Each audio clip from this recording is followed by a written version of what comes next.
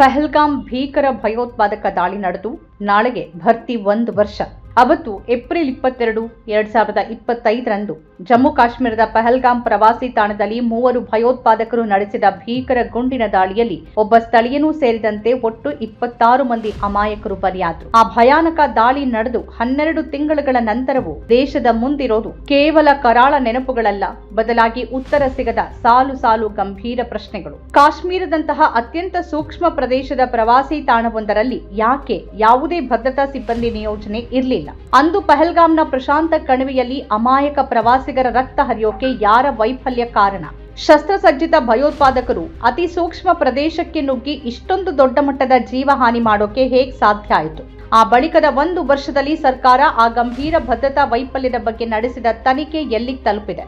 ದಾಳಿಯ ನಂತರ ನಡೆಸಿದ ಕಾರ್ಯಾಚರಣೆಗಳ ಕುರಿತ ಪ್ರಚಾರದ ಅಬ್ಬರದಲ್ಲಿ ದಾಳಿಗೆ ಕಾರಣವಾದ ವೈಫಲ್ಯದ ಹಿಂದಿದ್ದ ಹೊಣೆಗಾರಿಕೆಯ ಪ್ರಶ್ನೆಯನ್ನ ವ್ಯವಸ್ಥೆ ಜಾಣತನದಿಂದ ಹೂತಾಕ್ತ. ಈ ಪ್ರಶ್ನೆಗಳು ಇಂದಿಗೂ ಅನುರಣಿಸ್ತಿವೆ.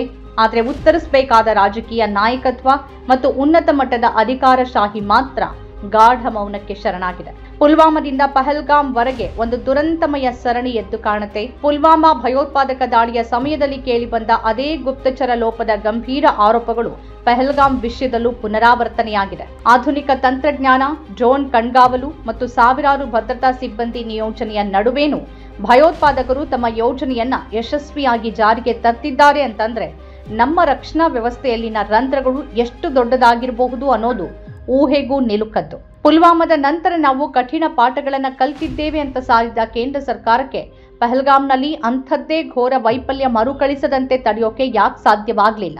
ಗಡಿ ಭದ್ರತೆಯ ಬಗ್ಗೆ ಬಡಾಯಿ ಕೊಚ್ಚಿಕೊಳ್ಳುವ ಸರ್ಕಾರಕ್ಕೆ ದೇಶದ ಒಳಗಿನ ಪ್ರವಾಸಿ ತಾಣಗಳಲ್ಲಿ ನಾಗರಿಕರ ಜೀವಕ್ಕೆ ಗ್ಯಾರಂಟಿ ನೀಡೋಕೆ ಸಾಧ್ಯವಾಗದೇ ಇರೋದು ರಾಷ್ಟ್ರೀಯ ಭದ್ರತೆಯ ಅತಿದೊಡ್ಡ ವೈಫಲ್ಯ. ವಿಪರ್ಯಾಸ ಅಂದ್ರೆ ದೇಶದ 4ನೇ ಸ್ತಂಭ ಅಂತ ಕರೆಸಿಕೊಳ್ಳುವ ಮಾಧ್ಯಮಗಳು ಇಂದು ತಮ್ಮ ಧರ್ಮವನ್ನೇ ಮರೆತಿವೆ. ಮಡಿಲ ಮಾಧ್ಯಮಗಳು ಇಂದು ಜನರ ಜೀವನಕ್ಕೆ ಸಂಬಂಧಿಸಿದ ಮೂಲಭೂತ ಪ್ರಶ್ನೆಗಳನ್ನ ಮತ್ತು ಸರ್ಕಾರದ ವೈಫಲ್ಯಗಳನ್ನ ಚರ್ಚಿಸುವ ಬದಲು ಆಡಳಿತ ಪಕ್ಷಕ್ಕೆ ಅನುಕೂಲವಾಗುವಂತಹ ವಿಷಯಗಳ ಮೇಲೆ ಗಂಟೆಗಟ್ಟಲೆ ಬೊಬ್ಬೆ ಹೊಡಿತಿವೆ. ಪಹಲ್ಗಾಮ್ನಲ್ಲಿ ಅಷ್ಟು ದೊಡ್ಡ ಭಯೋತ್ಪಾದಕ ದಾಳಿ ನಡೆಯೋಕೆ ಏನ್ ಕಾರಣ? ಯಾರ ವೈಫಲ್ಯ ಅದಕ್ಕೆ ದಾರಿ ಮಾಡಿಕೊಡ್ತು ಅಂತ ಬಿಲ್ಕುಲ್ ಕೇಳದ ಮಾಧ್ಯಮಗಳು ಆಪರೇಷನ್ ಸಿಂಧೂರನ್ನ ಇಟ್ಕೊಂಡು TRP ಬಾಚ್ಕೊಳ್ಳೋಕೆ ಹಾಗೂ ಸರ್ಕಾರದ ಭಟ್ಟಂಗಿತನ ಮಾಡೋಕೆ ಶ್ರಮಿಸಿದ್ವು. ಪಹಲ್ಗಾಮ್ ದಾಳಿಗೆ 1 ವರ್ಷವಾಗುವಾಗ ಭದ್ರತಾ ವೈಫಲ್ಯದ ಬಗ್ಗೆ ಪ್ರಶ್ನಿಸುವ ವಿಶೇಷ ವರದಿಗಳನ್ನ ಮಾಡಬೇಕಿದ್ದ ಈ ಮಡಿಲ ಮಾಧ್ಯಮಗಳು ವಾಸ್ತವವನ್ನ ಜನರ ಕಣ್ಣಿನಿಂದ ಮರೆಮಾಚುವ ಕೆಲಸದಲ್ಲಿ ನಿರತವಾಗಿವೆ. ಸರ್ಕಾರವನ್ನ ಪ್ರಶ್ನಿಸಬೇಕಾದ ಪತ್ರಕರ್ತರು ಇಂದು ಸರ್ಕಾರದ ವಕ್ತಾರರಂತೆ ವರ್ತಿಸುತ್ತಿದ್ದಾರೆ.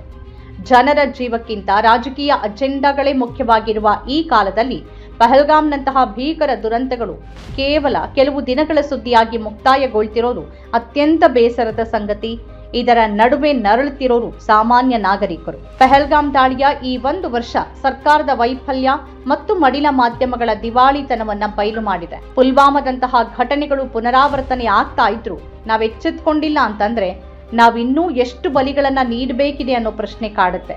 ಕೇವಲ ಸರ್ಜಿಕಲ್ ಸ್ಟ್ರೈಕ್ ಮಾತುಗಳಿಂದ ಅಥವಾ ಮಾಧ್ಯಮಗಳ ಅಬ್ಬರದ ಚರ್ಚೆಗಳಿಂದ ಗಡಿ ಭದ್ರವಾಗೋದಿಲ್ಲ. ಕರ್ತವ್ಯ ಲೋಪ ಎಸಗಿದವರ ಮೇಲೆ ಕಠಿಣ ಕ್ರಮ ಜರುಗಿಸದ ಹೊರತು ಮತ್ತು ಸಂತ್ರಸ್ತರಿಗೆ ನ್ಯಾಯ ಒದಗಿಸದ ಹೊರತು ಈ ವ್ಯವಸ್ಥೆಯ ಮೇಲೆ ಜನರಿಗೆ ನಂಬಿಕೆ ಬರೋದು ಅಸಾಧ್ಯ.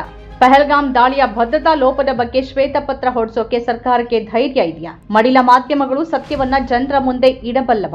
ಈ ಪ್ರಶ್ನೆಗಳಿಗೆ ಉತ್ತರ ಸಿಗೋವರೆಗೆ ಪಹಲ್ಗಾಮ್ ಭಯೋತ್ಪಾದಕ ದಾಳಿಯ ಬಲಿಪಶುಗಳ ಕುಟುಂಬಕ್ಕೆ ನೆಮ್ಮದಿ ಸಿಗಲಾರದು.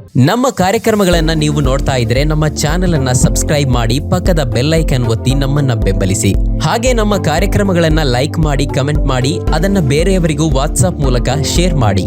ನೀವು ಹೀಗೆ ಮಾಡಿದಾಗ ನಮ್ಮ ಚಾನೆಲ್ ಇನ್ನಷ್ಟು ಮತ್ತಷ್ಟು ಜನರಿಗೆ ತಲುಪಲು ನೀವು ನಮ್ಮೊಂದಿಗೆ ಸಹಕರಿಸಿದ ಹಾಗಾಗುತ್ತೆ.